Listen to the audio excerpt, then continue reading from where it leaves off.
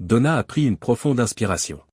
Elle redressa les épaules, chassa une larme qui menaçait de couler de ses yeux et puisa au plus profond d'elle-même une force qu'elle ne soupçonnait pas.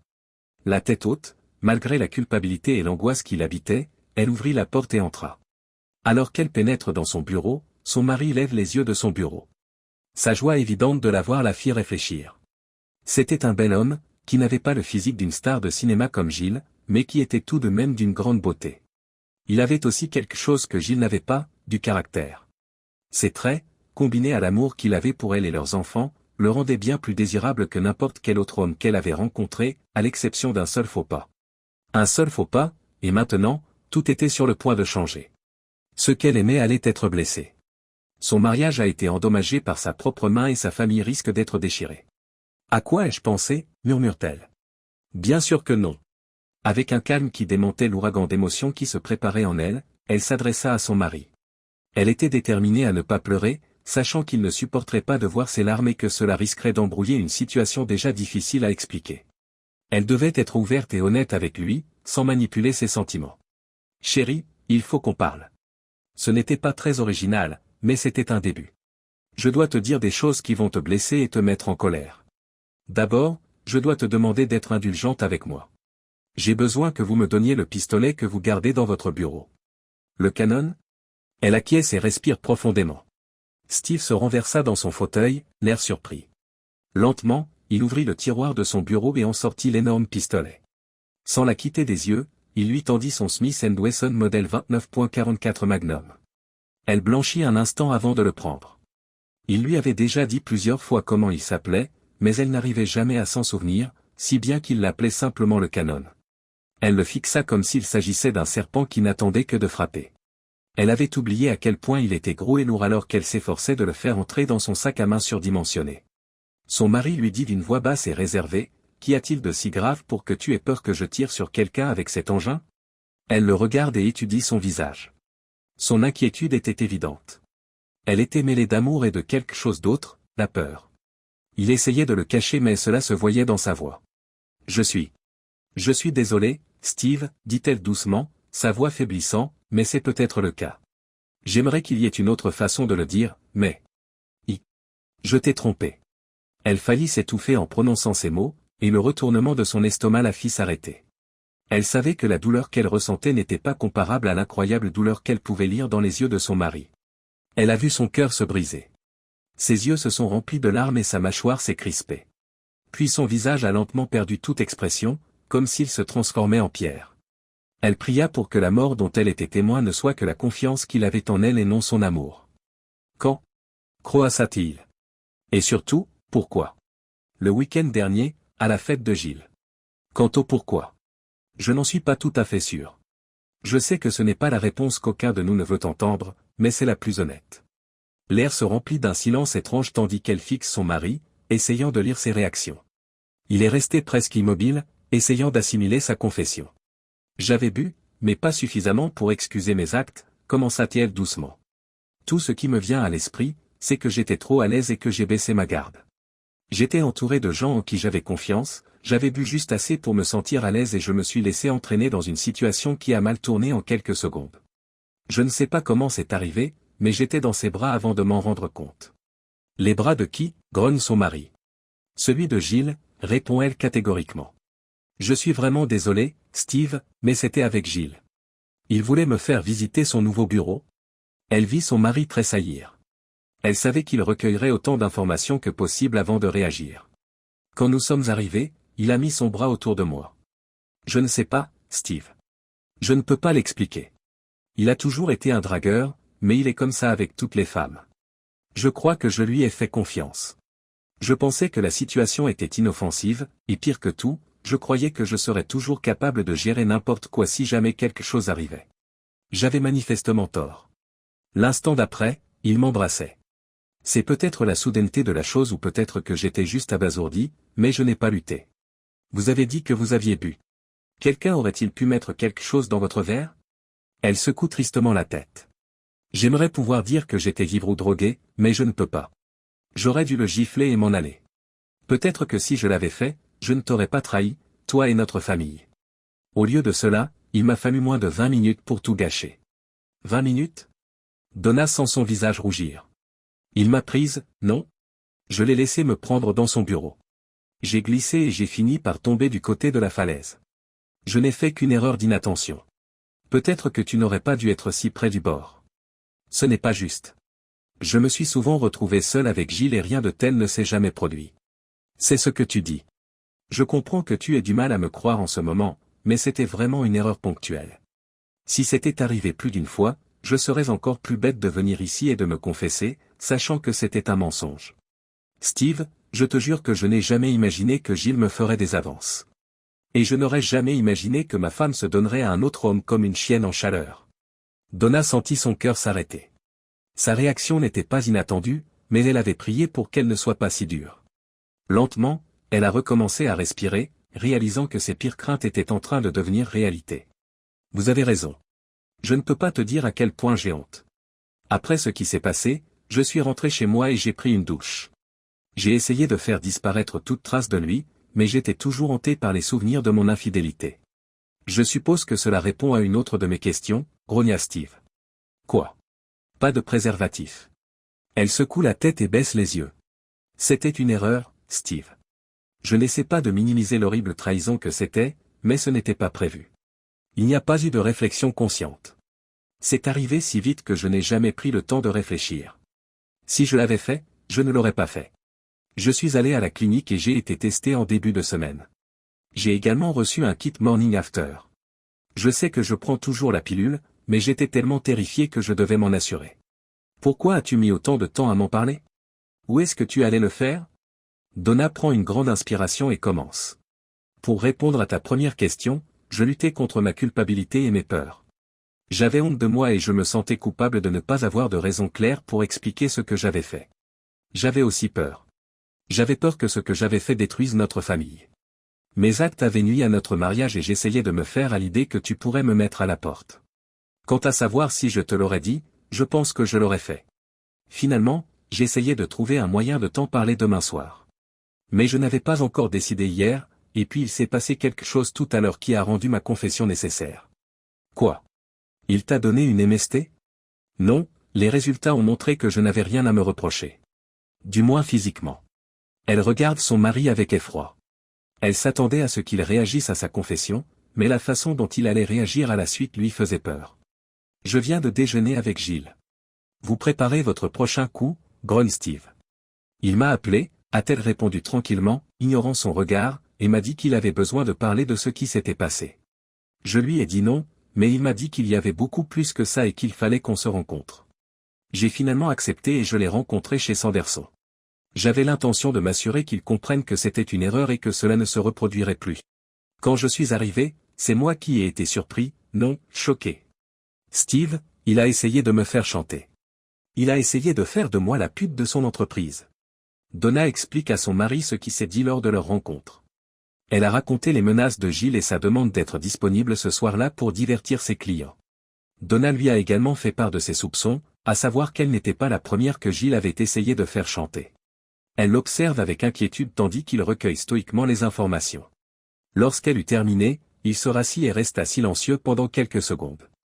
Lorsqu'il parla enfin, ce fut avec une froideur qui la fit frissonner.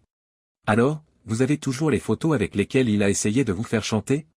Oui, mais je vous prie de ne pas les regarder. C'est une chose de savoir que votre femme vous a trahi, c'en est une autre de la voir se comporter comme une salope. S'il te plaît Steve, ne les regarde pas. Ils se regardent en silence. Donna ressentit une tristesse écrasante en voyant la détermination de son interlocuteur. À contre-séure, elle lui tendit l'enveloppe. Sans la regarder, il ouvrit le dossier et commença à regarder les photos. Il s'arrêta sur une photo où elle était à genoux, les yeux pleins de désir. Le visage de Donna rougit de honte. L'expression du visage de son mari, qui était vide auparavant, était déformée par une douleur intense, qui se transformait rapidement en colère. Quand Gilles a-t-il dit que ses clients allaient arriver? Il ne l'a pas dit, mais il voulait que je sois disponible à cette heure. Eh bien, s'il s'en tient à sa routine habituelle, il les emmènera au country club et essaiera d'abord de les impressionner.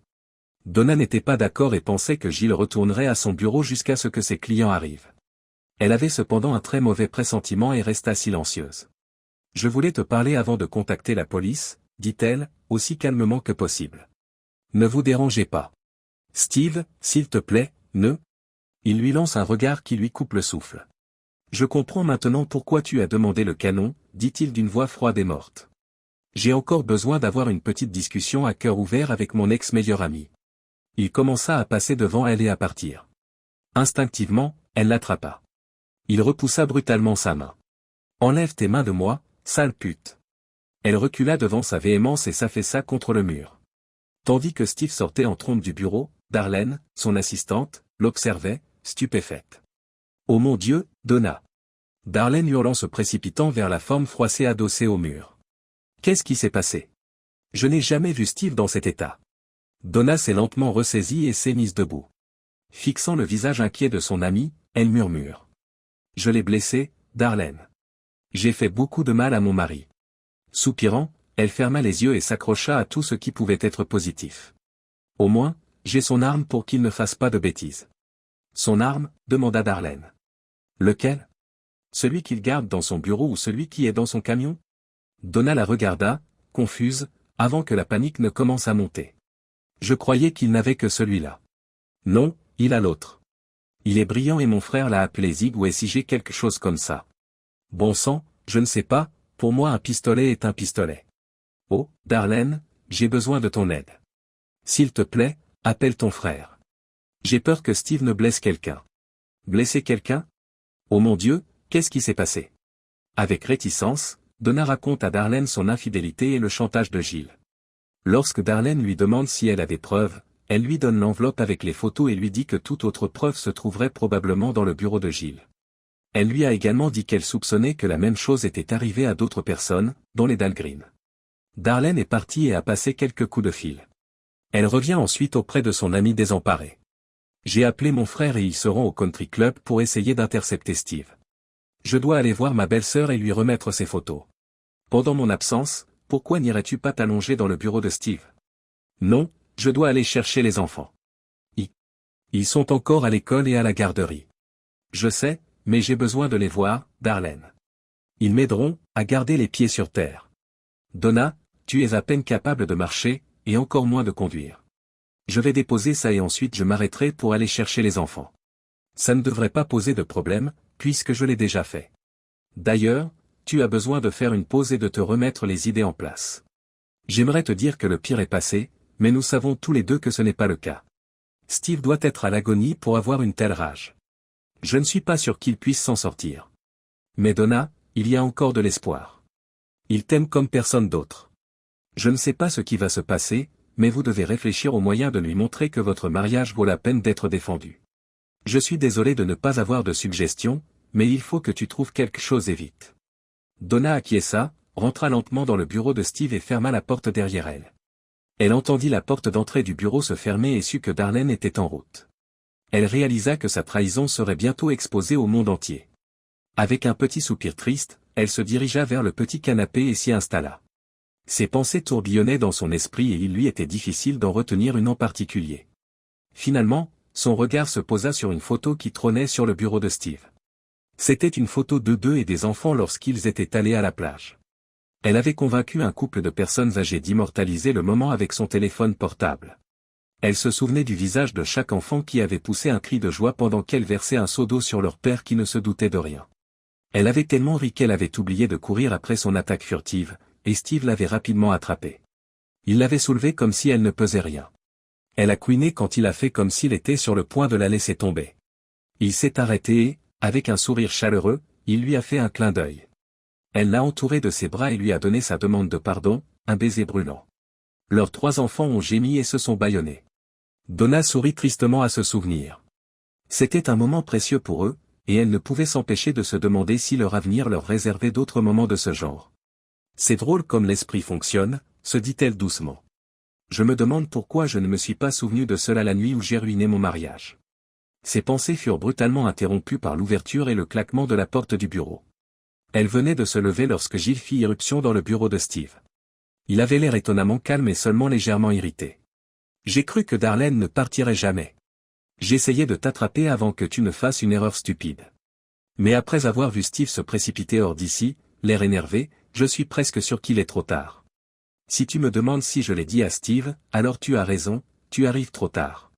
Espèce de salope stupide, dit-il sans embâche. Tu as encore raison, répond Donna calmement. J'ai certainement fait quelque chose de stupide. J'ai été stupide de baisser ma garde devant le soi-disant meilleur ami de mon mari. J'ai été encore plus stupide de céder à un désir fugace et de détruire mon mariage pour quelque chose de si ordinaire. Ordinaire, hein, dit-il en souriant. J'ai des photos qui disent le contraire. Certainement pas ordinaire avec la façon dont tu t'y est prise. J'admets que je me suis laissé entraîner dans ce moment. J'ai été idiot, mais ce n'était rien comparé à la stupidité absolue dont tu as fait preuve en essayant de faire chanter la femme de ton meilleur ami pour qu'elle devienne la pute de ton entreprise. Ça, c'est tout simplement stupide. La réponse de Gilles ne fut pas celle à laquelle elle s'attendait car il sourit malicieusement. Non, ce n'est pas un de mes meilleurs moments, mais pour ma défense, j'étais pris au piège. Donna le regarda d'un air perplexe. Je n'avais pas prévu qu'on s'embrasserait cette nuit-là, dit-il. Je n'ai pas réfléchi, j'ai juste profité du moment. Alors pourquoi l'avoir enregistré? L'assurance, a-t-il dit d'un ton sérieux. Bien sûr, après coup, j'ai réalisé que tu te sentirais probablement trop coupable et que tu finirais par te confesser à Steve. Mais après quelques jours, tu ne l'avais toujours pas fait, alors j'ai pensé que j'avais encore une chance de t'empêcher de nous ruiner tous les deux. J'ai dû faire monter les enchères, en quelque sorte, pour m'assurer de ton silence. En fin de compte, c'était un pari calculé. Comme le dit le vieil adage, pour un sou, pour une livre. Maintenant, la question est de savoir ce que nous. Il est interrompu par son téléphone portable. En décrochant, Donna a vu son visage suffisant se transformer en un visage définitivement malheureux. Merde, grogne-t-il. Quand est-il parti? Il s'est retourné et l'a regardé fixement. Il se tourna vers elle et lui lança un regard noir. Mauvaise nouvelle j'espère, dit-elle avec un sourire en coin. Espèce de salope. Tu lui as dit que j'essayais de te faire chanter? Tu ne lui as sûrement pas montré les photos? Donna acquiesce. Eh bien, tu as vraiment tout foutu en l'air maintenant. Secouant la tête, Gilles s'assit lourdement dans le fauteuil de Steve. Donna pouvait voir les vacillements d'une rage grotesque ternir son visage normalement beau. Bon sang, bredouilla-t-il. Gilles, juste pour que tu saches, dit Donna froidement. J'ai déjà appelé le shérif. Gilles ricana et la regarda fixement. Chantage, ricane-t-il. Ce sera ta parole contre la mienne, moins pour un temps. Quant à ces photos, je ne m'y fierai pas beaucoup. Je jurerais que nous avions une liaison et que tu savais que je les prenais. Je t'ai simplement donné quelques souvenirs de notre dernière escapade. Des souvenirs que tu as demandé, bien sûr. Cela devrait brouiller les pistes suffisamment longtemps pour que je puisse retourner sur place et m'assurer que je n'ai pas oublié d'enlever des preuves. Même si cela ne fonctionne pas entièrement, cela brouillera suffisamment les pistes pour retarder les arrestations ou les inculpations. Il paraît que l'Amérique du Sud est agréable à cette époque de l'année. Mais maintenant, j'ai un plus gros problème. Cet appel provenait d'un de mes contacts au country club. Il semble que votre mari était justement là pour me chercher. Si j'ai de bonnes chances de retarder les autorités, il n'en va pas de même pour votre bien-pensant de mari. Il veut peut-être me retrouver parce que je l'ai trahi, ou bien il croit à votre histoire de chantage. Dans tous les cas, ça ne se terminera pas bien. Gilles grommela en ouvrant le tiroir du bureau qui avait abrité le canon de Steve. Secouant la tête, il soupira. Non, ça ne va pas bien se terminer du tout. Donna commença à dire quelque chose à propos du fait que Steve n'avait pas cette arme, mais se figea lorsque Gilles sortit son propre pistolet. Il l'a vérifié avec soin et l'a mis en position de tir avec un clic sonore. Il le posa lentement sur le bureau. Quoi? Chuchota Donna, incrédule. C'est un Glock. Non. C'est de la folie. Qu'est-ce que tu fais? Un mari trahi, en colère, du genre, œil pour œil, me cherche. Qu'est-ce que tu pensais qu'il se passerait? Mon appel m'a dit que Steve avait quitté le country club juste avant l'arrivée d'un adjoint. Il ira probablement d'abord à mon bureau, mais il finira par revenir ici. Avec un peu de chance, il entendra raison, mais nous savons tous les deux que c'est peu probable. Soyons honnêtes, notre relation a probablement brisé son petit monde parfait. S'il te plaît Gilles, ne fais pas ça. Pars, c'est tout? Non, dit froidement Gilles. Steve ne s'arrêtera pas et franchement, je n'ai pas l'intention de regarder par-dessus mon épaule jusqu'à ce que je puisse quitter la ville. Qui sait, peut-être que j'aurai de la chance et que je pourrai le faire reculer un peu. Si l'arme ne fonctionne pas, je devrais menacer de faire du mal à vos enfants. Tout ce dont j'ai besoin, c'est de le faire patienter un jour ou deux. Quoi qu'il en soit, il vaut mieux régler ça maintenant. Avec précaution, Donna fouille dans son sac à main.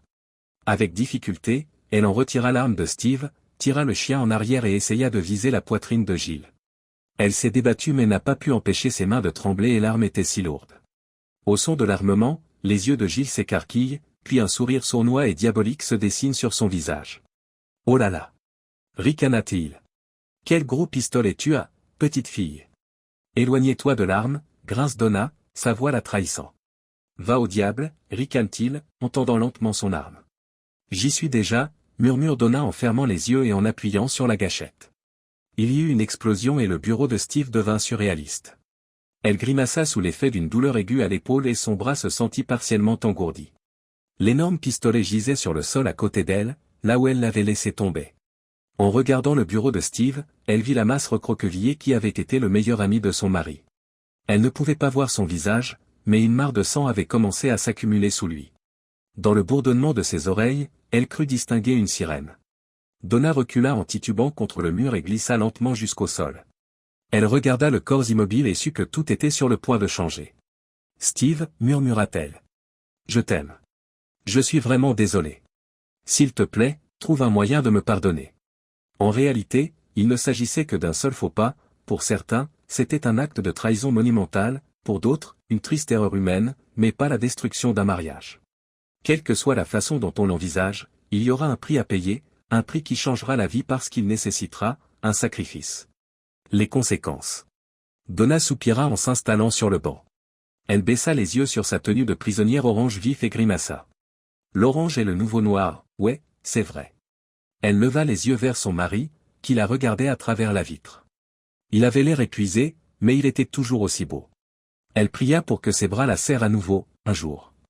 Elle se rappela de ne pas trop espérer, car il y avait toujours une chance qu'il demande le divorce. Les derniers mois avaient été un enfer, non seulement pour elle, mais aussi pour lui et leur famille.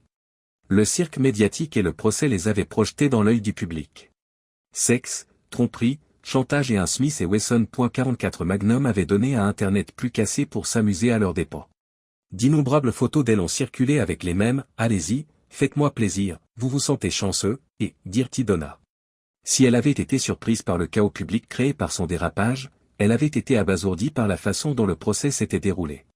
Son avocat l'avait bien dit au début du fiasco, il aurait probablement mieux valu qu'elle tue Gilles. Non, Gilles n'était pas mort.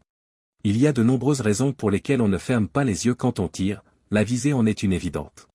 Pourtant, quand Donna avait tiré, elle avait réussi à toucher Gilles à l'épaule. Avec une balle de ce calibre, elle a laissé un grand trou. S'il n'est pas mort du premier coup de feu, il a failli se vider de son sang avant que les secours n'arrivent. Grièvement blessé, Gilles s'est retrouvé à l'hôpital et n'a pas pu mettre en œuvre son plan d'évasion. Il a été arrêté avant d'être libéré. Qu'il ait essayé de jouer un jeu juridique ou qu'il ait été simplement vindicatif, son témoignage contredisait si radicalement celui de Donna qu'un procureur trop agressif s'en est pris à la fois à Gilles et à Donna. Au départ, ils avaient invoqué la légitime défense et le fait d'avoir agi, dans le feu de l'action, mais les choses n'étaient pas claires lorsqu'ils n'ont pas pu prouver que Gilles tendait l'arme en raison de son témoignage contradictoire. Ce qui pouvait être prouvé, c'est que Gilles n'avait pas l'arme à la main lorsqu'elle lui a tiré dessus. Elle ne savait pas ce qui était le plus fou, le système judiciaire ou quelqu'un qui en attendait justice. Les premières semaines ont été pleines de rebondissements et d'accusations. Le karma commence à s'équilibrer au fur et à mesure que les preuves des chantages passés de Gilles se multiplient, et l'opinion publique prend rapidement fait et cause pour Donna. Le fait que le canon ne soit pas considéré comme un semi-automatique jouait également en sa faveur, ce qui réduisait d'autant la peine maximale encourue. Le procureur, conscient qu'il allait bientôt être réélu, n'a pas tardé à proposer un accord. En fin de compte, elle a plaidé coupable pour un délit moins grave. La peine maximale étant de plusieurs années, ce n'était pas l'idéal, mais cela aurait pu être bien pire. Le juge avait pris en compte de nombreux éléments avant de la condamner à la prison du comté, une peine généralement réservée aux condamnations inférieures à 1 an. L'avocat de Donna était certain qu'elle serait libérée plus tôt et qu'elle ne purgerait probablement que 6 mois. La justice n'est pas seulement aveugle, chuchote Donna, elle est psychotique et a le syndrome prémenstruel. Quoi? Donna s'esclaffe sarcastiquement. J'ai dit que je devais apprendre à ne pas me parler à moi-même, répond-elle avec un petit sourire. Il lui rendit son sourire. Parfois, c'est la seule façon de savoir ce que tu penses. Steve, murmure-t-elle en le regardant attentivement. Tout ce que tu as à faire, c'est de demander. J'essaierai d'être aussi honnête que possible. Je sais, répondit-il doucement. Ils le savaient tous les deux. Ils avaient eu d'innombrables conversations avant qu'elle ne soit condamnée. Chacune avait été brutalement honnête et douloureuse, et c'était toujours terminé de la même façon, Donna déprimée et Steve frustré et en colère. Donna devait admettre qu'elle avait été soulagée lorsqu'elle avait commencé à purger sa peine, car cela l'avait éloignée de la tension qui imprégnait son foyer et son mariage. Elle le regarde s'agiter avant de balbutier sa première question. « Alors, comment ça va ?»« Très bien, » dit-elle en ricanant. « Hier encore, les filles et moi étions toutes allongées autour de la piscine, en train de bronzer. »« Ce n'est pas ce que je voulais dire, » rétorque-t-il avec un sourire. Elle faillit rire à l'idée qu'elle et les autres détenus se prélassaient autour d'une piscine.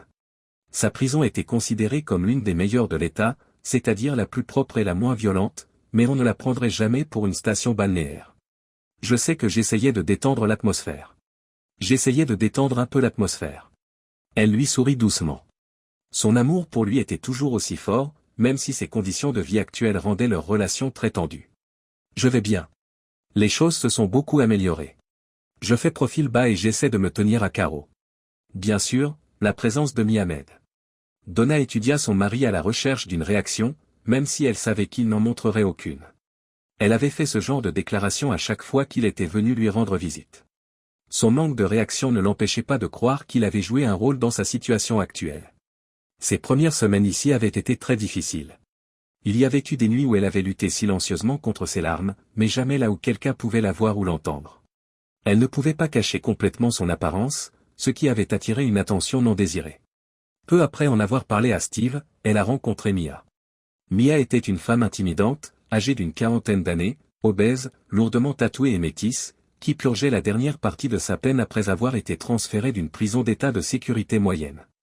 Sans discussion, Mia s'était liée d'amitié avec elle, et le bruit courait que Donna était avec elle. À la surprise de Donna, tout ce que cela signifiait, c'était que Mia exigeait qu'elle agisse en soumise et qu'elle se taise sur leur relation. Elle avait essayé d'aborder subtilement le sujet avec Mia une fois, mais une seule fois. L'emportement de Mia fait encore tressaillir Donna. « Blanche-Neige, pourquoi risquerais-tu de tout gâcher en t'impliquant là où tu ne devrais pas? Reste tranquille, reste près de moi, et tu sortiras d'ici saine et sauve. » C'est compris? Donna avait compris, mais elle était maintenant encore plus certaine que Steve était impliqué. Pourtant, il le niait, et elle n'allait certainement pas en reparler avec Mia. Comment vont les enfants? Ils vont bien. Ils s'adaptent un peu. J'ai quelques dessins que je peux apporter si tu veux. Non. Je t'ai déjà dit que je ne voulais rien d'eux pendant que j'étais ici. Steve, c'est trop dur pour moi de me faire rappeler constamment ce qui me manque. S'il te plaît, dis-leur simplement combien ils m'aiment et me manquent. Tu leur manques. Ils me manquent aussi, mais si je m'effondre ici, ce sera très mauvais pour moi. S'il vous plaît, ne les amenez jamais ici, Steve. Mon mari et mes parents me voient déjà comme ça. Donna s'assit et soupira. Lorsqu'elle avait commencé à purger sa peine, sa mère avait emménagé avec Steve et les enfants pour les aider. La première semaine où elle a eu le droit de visite, Steve et ses parents étaient là. Par la suite, Steve et sa mère ont alterné les jours de visite. Maman a l'air d'aller mieux. Heureux de l'entendre, elle a été d'une grande aide. Tu sais qu'elle était terrifiée à l'idée que tu divorces pendant que j'étais ici et que tu obtiennes la garde complète des enfants.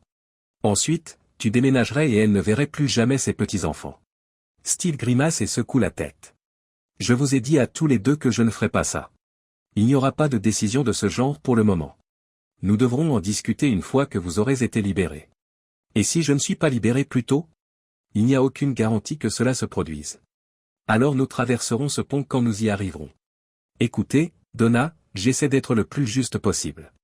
Même avec ce que tu as fait, avec lui, je sais que tu essayais de me protéger pour que je ne finisse pas dans un endroit comme celui-ci pour la vie. Même si je me demande parfois pourquoi. Pourquoi es-tu allé jusqu'à cet extrême? Steve, répondit-elle doucement, tu sais pourquoi. Oui, a-t-il acquiescé, mais j'ai besoin de l'entendre à nouveau, parfois. Elle se rappela que c'était une chose positive. Cela signifiait que son mari se concentrait sur les actes qu'elle avait commis après sa chute, plutôt que sur la trahison elle-même. Cela lui donnait une raison d'espérer. Je suis désolé, dit-il pour mettre fin à ses pensées. Je ne voulais pas te faire revivre cela. Non, ce n'est pas grave. Je sais que ça a été difficile pour toi de ne pas savoir pourquoi j'ai glissé, mais je sais exactement pourquoi j'ai tiré sur Gilles. Steve, je t'aime, même si mes actions ce soir-là à la fête ne l'ont pas montré. Quand Gilles a sorti son arme, j'ai vu mon avenir défiler devant mes yeux. J'ai vu que j'essayais d'expliquer à nos enfants pourquoi leur papa ne pouvait pas rentrer à la maison parce qu'il était en prison. Et si Gilles t'avait tiré dessus à la place? Sa voix se fendit et elle se reprit calmement avant de continuer. J'ai vu une vie sans toi et je ne pouvais pas l'accepter. J'avais causé cela, et je devais m'assurer que toi et notre famille n'alliez pas souffrir davantage à cause de mes échecs. Je t'avais laissé tomber une fois, et je n'allais pas te laisser tomber à nouveau. Mon seul vrai regret, en dehors de ma glissade, est d'avoir fermé les yeux quand je l'ai abattu. Eh bien, cela s'est plutôt bien passé malgré tout, s'esclave son mari. Gilles est probablement en train de regretter que vous ne l'ayez pas tué à l'heure qu'il est. J'avais peur que le juge soit d'accord avec sa défense, dit Donna doucement, et qu'il le déclare sociopathe. Heureusement, il ne l'a pas fait. Bien qu'ils aient montré qu'il avait plusieurs tendances sociopathes. Je veux dire, c'est quoi ce bordel? Steve secoue la tête. À quoi pensait-il? Je n'en ai aucune idée, répond Donna. Faire chanter des femmes que vous connaissez pour qu'elles deviennent les putes de votre entreprise. C'est une façon de se faire prendre. Je suppose que c'est l'excitation de battre la chance qui l'a motivé à faire quelque chose d'aussi stupide. Bien sûr, il a de la chance de ne jamais être allé à Las Vegas. Son mari lui lance un regard interrogateur. Donna lui adresse un sourire malicieux en retour. Il pensait que j'accepterais qu'il me fasse chanter, il se trompait. Il ne pensait pas que je t'avouerais tout, là encore, il s'est trompé. Il s'est aussi trompé en croyant qu'il pourrait quitter les lieux assez rapidement pour éviter la police. Avec ce genre de raisonnement et de chance, il aurait probablement fini dans une tombe peu profonde quelque part dans le désert s'il était allé à Las Vegas. Ils rirent tous les deux, mais le silence gênant revint. Tu sais, dit-elle doucement, le fait qu'il ait eu certaines de ses tendances explique certaines choses. Qu'est-ce que c'est? Les sociopathes sont d'excellents menteurs. Cela expliquerait comment il a pu nous tromper, nous et tous nos amis. Ce n'est pas une excuse, Steve, mais c'était un facteur dans tout ça. Il nous a tout trompés, mais ma stupidité a été la pire. Steve acquiesce lentement. Alors, dit Donna avec prudence, ma stupidité nous a-t-elle détruits? Donna, tu sais où nous en sommes. Je sais, mais comme toi, j'ai besoin de l'entendre parfois. Steve se déplace mal à l'aise sur le banc. Tout d'abord, je t'aime. Je t'aimerai probablement pour le reste de ma vie. Et je t'ai déjà dit que je t'avais pardonné. Je ne garderai pas ce genre de colère et d'amertume en moi. C'est comme un poison. Mais Donna, ça ne veut pas dire que tout va bien. Tu m'as blessé, plus que je ne l'ai jamais été.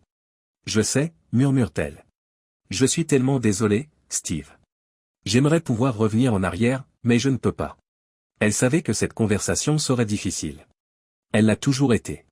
Pourtant, il avait besoin de se défouler et elle devait l'écouter. Les mots qu'il prononcera lui feront mal, et voir ce que son infidélité lui a fait subir sera une torture, mais c'est nécessaire. S'il ne le faisait pas, cela pourrait s'envenimer et empoisonner toute chance pour leur mariage de s'en sortir. J'ai encore du mal à accepter tout cela, Donna. Ta trahison, la trahison de Gilles. Je ne suis pas sûr que je l'aurais tué, mais j'avais certainement prévu de le blesser ce jour-là. S'il avait sorti son arme et menacé nos enfants, je ne peux pas dire que je ne l'aurais pas tué. Indépendamment de la façon dont tout cela a commencé, dit-il doucement. Tu t'es sacrifié pour moi. Rien que pour ça, tu as le droit de ne pas avoir à t'inquiéter d'un divorce pendant que tu es ici. Ils restèrent assis à se regarder l'un l'autre pendant quelques instants avant que Donna ne prenne la parole. Maman dit que Connie passe encore beaucoup de temps à la maison. Steve acquiesce. Je sais que cela inquiète ta mère, mais je ne pouvais pas la renvoyer. Connie est vraiment perdue en ce moment, Donna. Avec tout ce qui est sorti à propos de Gilles, la plupart des gens que nous connaissons l'évitent, elle est toute seule. Un peu comme moi, répondit doucement Donna, ne parvenant pas à cacher sa peur et sa jalousie. Oui, soupire son mari, mais elle n'a rien fait pour le mériter. Elle soupçonnait Gilles d'avoir des liaisons, mais elle ne savait rien du chantage. Selon Sudal Green, Gilles s'est même vanté que sa femme n'était pas au courant de cet aspect des choses. Pourtant, elle se reproche d'avoir fermé les yeux sur les tromperies de Gilles. Elle pense que si elle ne l'avait pas fait, tout cela aurait pu être évité. J'en doute sérieusement. Connie était encore plus une potiche que nous ne le pensions. On m'a dit qu'elle était probablement ce qu'on appelle une soumise de pacotille. Gilles contrôlait complètement leur mariage lorsqu'il n'était pas en public. Donna acquiesça, car cela correspondait à certaines des choses qu'elle soupçonnait maintenant à propos de Gilles et Connie. Elle s'assit en silence, regardant son mari, essayant de formuler la question qu'elle redoutait de poser. Non, dit Steve à voix basse, interrompant ses pensées. Il ne s'est rien passé et il ne se passera rien. Certains pourraient penser. Commença-t-elle à dire doucement. Vous seriez justifié, vous savez. Foutaise. Steve renifle. La force de sa réponse la surprit et attira l'attention d'un des gardes. Après un avertissement, Steve poursuivit calmement. Oui, il y a eu plusieurs occasions et Connie est définitivement une très belle femme mais... Je ne pouvais pas lui faire ça. C'était la femme de mon meilleur ami, et même s'il s'est avéré être une merde, elle ne mérite pas d'être utilisée. Si je le faisais, je profiterais d'elle, je jouerais sur sa culpabilité et ses peurs. C'est quelque chose qui me changerait, d'une manière ou d'une autre. Je pourrais devenir quelqu'un que je n'aimerais pas. Quoi qu'il arrive entre nous, je dois continuer à essayer d'être le genre d'homme que je veux être. Donna, j'essaie de faire ce qu'il faut. Je ne peux pas jeter aux oubliettes nos 15 dernières années, et je comprends ce que tu as fait pour essayer d'améliorer les choses. Et avec ta présence ici, je reconnais ton sacrifice. Mais Donna, je ne peux pas oublier ce que tu as fait. J'ai encore du mal à comprendre comment tu as pu m'oublier et oublier notre amour. Donna a commencé à dire quelque chose, mais Steve l'a interrompu. Tu dis que tu m'aimes, mais je me pose des questions. Même si c'est vrai, est-ce que c'est le même amour qui t'a permis de coucher avec un autre homme? Donna, tu es une belle femme, et je sais que les hommes continueront à te draguer. Que se passera-t-il quand le prochain beau gosse décidera qu'il te veut? Est-ce que tu seras frappé par une sorte de rayon de salope martienne et que tu sauteras dans son lit? Ces mots ont piqué, et Donna s'est retenue de répondre durement. Sa colère n'était pas dirigée contre lui, elle était née de l'absurdité de sa situation actuelle. Elle avait trahi son mariage, elle en prenait l'entière responsabilité, mais c'était quelque chose qui était arrivé à d'innombrables époux au cours des siècles. Dans son cas, cela avait fait boule de neige. Elle l'avait trompé, puis le prétendu ami avec lequel elle l'avait trompé avait essayé de la faire chanter. Lorsqu'elle a avoué à son mari, les choses sont devenues encore plus bizarres et se sont transformées en une sorte de spectacle du Far West à base de testostérone, où tout le monde semble avoir une arme. Pour couronner le tout, elle a abattu Gilles pour protéger sa famille, mais comme il n'avait pas vraiment son arme à la main.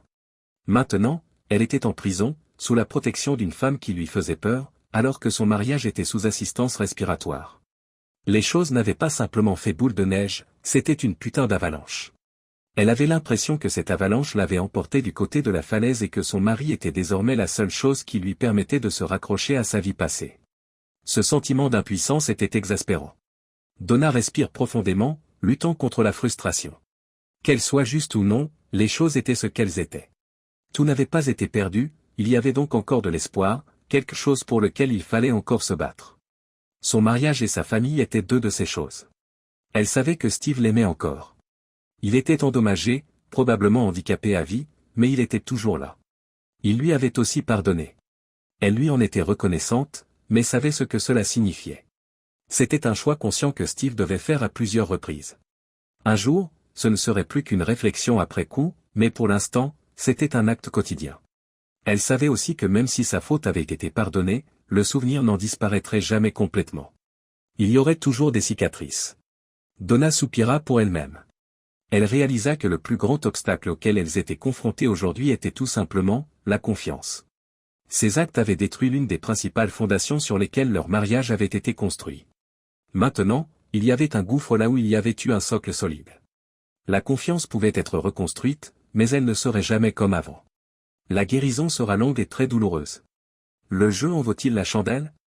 Leur mariage valait-il la peine de souffrir, d'être en colère et de travailler dur pour l'avenir? Elle en était persuadée, et elle espérait que Steve était du même avis. Elle savait aussi que la guerre qui faisait rage chez son mari n'était pas dans son cœur, mais dans son esprit. La question de savoir si elle le tromperait à nouveau était au centre du débat. C'était une bataille entre la logique, la foi et la peur. Une bataille qu'elle était en train de perdre. Elle avait eu beaucoup de temps pour y réfléchir. Le temps de réfléchir est quelque chose d'abondant pour quelqu'un qui est en prison. L'un des principaux points d'achoppement était qu'elle n'avait pas de raison solide pour justifier son glissement. Elle savait qu'il s'agissait d'un sujet qui déchirait les pensées de son mari. Son commentaire sur le martien suret en témoignait.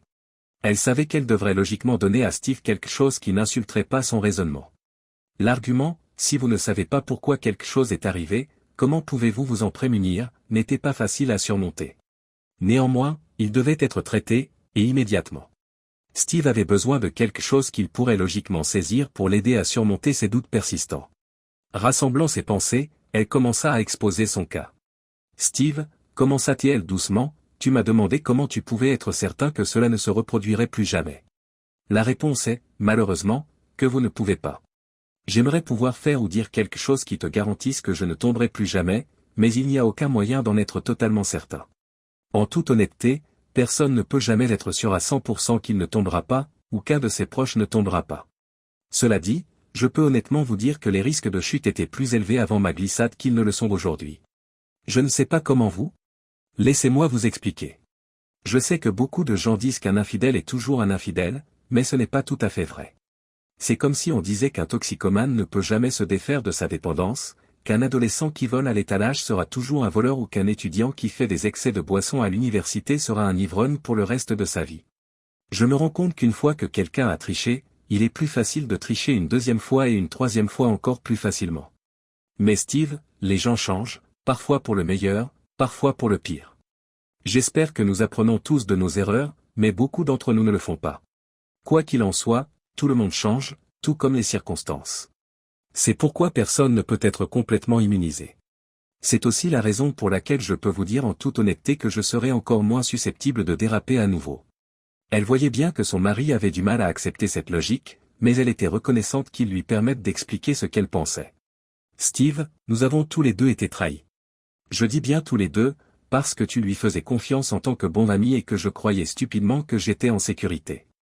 Nous nous sommes tous les deux trompés. Nous étions tous les deux naïfs. Nous étions comme ceux qui vivent dans une communauté fermée et qui pensent qu'ils sont à l'abri de la criminalité. Sont-ils plus en sécurité? Bien sûr, mais ils ne sont pas à l'abri. Malheureusement, nous l'avons oublié. Nous avons fini par être trompés par quelqu'un de notre communauté. Steve, Jill m'a eu parce que j'étais arrogant et imprudent. J'ai eu confiance en lui, en moi et en la situation, et je l'ai laissé s'infiltrer dans mes défenses. Ce niveau de confiance ne se reproduira plus jamais. Malheureusement, cela limitera également ma confiance envers quiconque. Je doute de pouvoir à nouveau faire pleinement confiance à l'un de nos amis. Oh, je leur ferai suffisamment confiance pour interagir avec eux, et même partager certaines choses à l'occasion, mais ce ne sera plus jamais comme avant. C'est comme un système de sécurité domestique, qui ne permet plus jamais à personne de s'approcher aussi près. Mais un système de sécurité domestique n'est efficace que contre les menaces extérieures à la maison. Je sais que j'ai brisé notre mariage et que tu ne me fais plus confiance. Tu ne devrais pas. J'ai montré que je pouvais tomber. Je nous ai laissé tomber d'une manière à laquelle aucun de nous ne s'attendait. Et maintenant, poursuit-elle calmement, ce manque de confiance contribuera à faire en sorte que cela ne se reproduise pas. Tu seras naturellement plus méfiante, et moi, je serai encore plus prudente. Je ne pourrai jamais me faire confiance, car je saurai toujours que si les circonstances s'y prêtent, je peux tomber. À bien des égards, je serai comme un toxicomane en voie de guérison, évitant toujours les tentations possibles. Mais Steve, je crois qu'avec le temps, je pourrai regagner une partie de cette confiance. Ce ne sera plus jamais pareil, mais ça peut toujours être bien. Je prie pour que l'amour que tu as toujours pour moi, ainsi que notre dévouement pour nos enfants, te permettent de me donner une chance de commencer à regagner ta confiance. Je sais que c'est égoïste, mais je veux avoir la chance d'aider à guérir certaines des blessures que j'ai causées. Je t'aime et je peux te promettre que je ferai tout ce que je peux pour aider à guérir notre famille. Steve est resté assis en silence, réfléchissant à ce qu'elle venait de dire. Merci, dit-il finalement avec douceur. Cela m'aide, mais je vais devoir prendre ce que tu viens de dire et y réfléchir. Je t'aime aussi, Donna, mais je ne suis pas sûr de pouvoir surmonter cela. Je sais que nos amis et notre famille ont leur avis sur ce que je devrais faire. Je n'essaie pas de paraître moralisateur, mais en fin de compte, c'est moi qui dois me regarder dans la glace et vivre avec mes choix. Et si tu ne peux pas? Chuchote Donna. Steve la regarde en silence pendant quelques instants. Elle pouvait voir la myriade d'émotions qui se jouaient sur son visage. Je ne sais pas. Je suppose que nous devrons y faire face si cela se produit. Les mois qui suivirent furent difficiles, mais Donna s'installa rapidement dans une routine. Elle avait trop de temps pour réfléchir. C'était à la fois une bénédiction et une malédiction. Ses craintes furent quelque peu apaisées lorsque sa mère l'informa que Connie était retournée vivre sur la côte. Donna fit en sorte de rester aussi discrète que possible et fut récompensée par le fait qu'on la laissa tranquille. Elle se tait, tend l'oreille et reste dans l'ombre de Mia. Bientôt, elle a recueilli suffisamment d'informations pour deviner la raison de la générosité inattendue de Mia. Les deux filles et les petits-enfants de Mia avaient été acceptés dans un programme qui leur permettait de quitter le bidonville ravagé par la criminalité dans lequel ils vivaient pour s'installer dans une banlieue décente et une petite maison rénovée. Il n'est pas nécessaire d'être un génie pour comprendre que Bellow Construction a joué un rôle important dans ce projet. C'était le genre de projet auquel leur entreprise avait déjà participé. Manifestement, Steve avait tiré quelques ficelles pour que la famille de Mia soit bénéficiaire de ce projet. Donna doutait qu'il ait fait quoi que ce soit d'illégal, mais elle se disait qu'il y avait des raisons pour lesquelles Steve aurait préféré qu'il n'y ait pas trop de questions. Elle décide de laisser tomber. Même si son avocat lui avait assuré qu'elle ne passerait que 6 mois derrière les barreaux, la réalité était que la libération anticipée n'était pas une évidence et que, même lorsqu'elle était accordée, elle l'était rarement au moment prévu.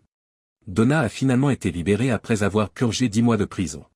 Peu après avoir appris qu'elle allait être libérée, Donna a commencé à lutter contre les démons qui l'assaillaient en pensant à l'avenir. Ils étaient forts et impitoyables et se nourrissaient de ses craintes concernant son mariage. Steve avait été fidèle à sa parole et il n'avait jamais été question de divorce, mais cette montagne allait bientôt devoir être affrontée. Donna avait passé d'innombrables heures à essayer de mettre au point un plan pour convaincre Steve de sauver leur mariage. Elle savait qu'il faudrait faire appel à un conseiller, mais elle savait aussi que Steve ne voyait pas cette idée d'un très bon œil. C'est pourquoi elle a ressenti à la fois de la joie et de la crainte lorsqu'elle a été libérée. Comme on pouvait s'y attendre, Steve était là pour venir la chercher. Leur première étreinte non surveillée depuis plus de 10 mois fut pour le moins maladroite. Ils ont tous deux eu du mal à se regarder dans les yeux. Rapidement, elle est montée dans leur voiture, luttant contre ses craintes grandissantes. Steve appela ses parents pour leur dire qu'il rentrait à la maison, tout en lui tendant une épaisse enveloppe en papier.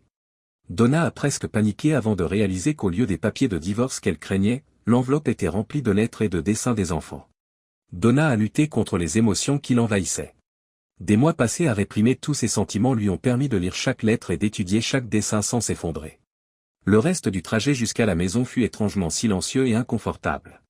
Il n'était entrecoupé que de brèves conversations, principalement avec Steve qui lui donnait des nouvelles des enfants. De temps en temps, elle jette un coup d'œil à son mari, essayant de lire ses pensées et ses sentiments. Son visage exprimait tellement d'émotions qu'il était indéchiffrable, et Donna accepta tranquillement le fait qu'il était aussi confus qu'elle sur la façon de procéder. Alors qu'ils s'engagent dans leur allée, Donna aperçoit une petite foule dans son jardin. Elle reconnut ses parents et ses amis parmi les invités.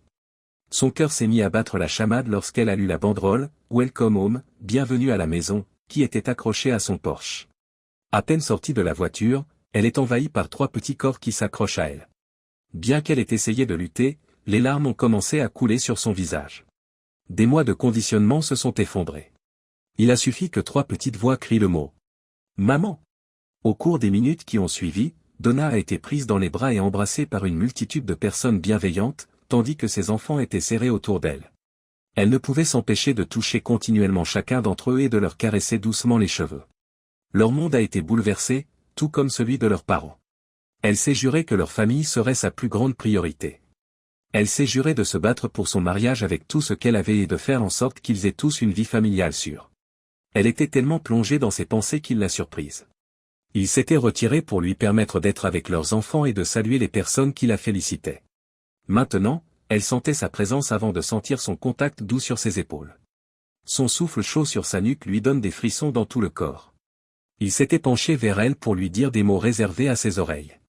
Tout à l'intérieur de Donna lui criait de se retourner et de se jeter dans ses bras, de lui déclarer son amour et de le supplier d'au moins essayer de sauver leur mariage. Son cœur s'arrêta presque lorsqu'elle comprit enfin ce qu'il murmurait. Je sais que ça a été dur et que la route ne sera pas plus facile. Je n'aime pas ça, mais je reconnais que nous aurons besoin d'une aide extérieure. J'aimerais essayer de faire fonctionner ce mariage si tu le veux toujours. Donna s'est retournée et l'a regardé avec stupéfaction. Elle sentait son cœur se remplir d'un véritable espoir perdu depuis si longtemps. En silence, elle acquiesce tandis que ses yeux se remplissent à nouveau d'une nouvelle vague de larmes. Je t'aime, Donna, dit-il doucement. Bienvenue à la maison, ma femme. Près d'1 an de culpabilité, de douleur et d'angoisse sont remontés à la surface. Les bras de son mari la tenant en toute sécurité et les bras de ses enfants autour de sa taille et de ses jambes, elle s'est laissée aller. Elle a enfoui son visage dans sa poitrine et a pleuré. Donna Bello était enfin, chez elle.